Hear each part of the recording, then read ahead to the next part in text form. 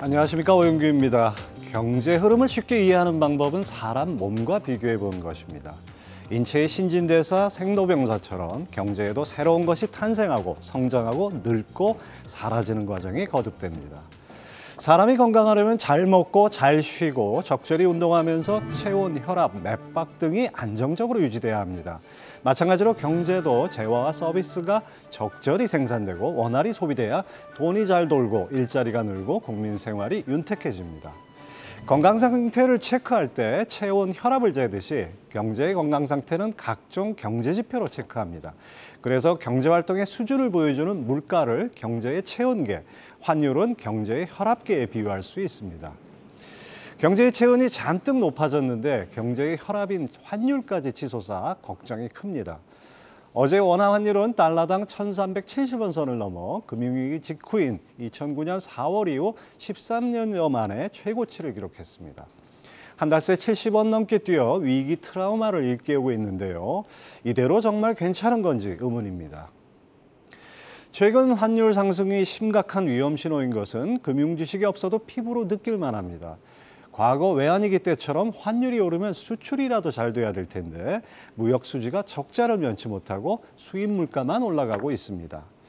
예전 위기 때는 신흥국 통화가 약세여도 달러, 유로, 엔화 등 선진국 통화는 강세였는데 지금은 이른바 킹 달러를 제외한 다른 통화들이 모두 약세를 면치 못하고 있습니다. 혈압이 높아지면 각종 심장병과 혈관 질환에 걸리고 심하면 심근경색 등 치명적인 상태가 될 수 있습니다. 그래서 고혈압은 침묵의 살인자로도 불립니다. 환율이 계속 이런 추세로 오른다면 어느 순간 심각한 상황에 처할지 모릅니다. 미국 중앙은행의 급격한 금리 인상이 계속 이어질 전망이어서 환율이 당장 내려갈 요인도 별로 안 보입니다. 세계적인 경제학자 니얼 퍼거슨은 세계 경제가 오일 쇼크가 덮쳤던 1970년대와 비슷하다고 경고했습니다. 전쟁과 경제 위기, 사회 불안 등 비슷한 점이 많은데 국가 부채가 더욱 늘었고 강대국 간 긴장 완화 가능성이 적어 지금이 더 심각하다는 것입니다. 이런 때일수록 한국 같은 나라는 경제의 펀더멘털, 즉 기초 체력이 중요한데요. 그간 정권들이 구조개혁을 손 놓은 탓에 경제의 군살만 잔뜩 찐 상태입니다.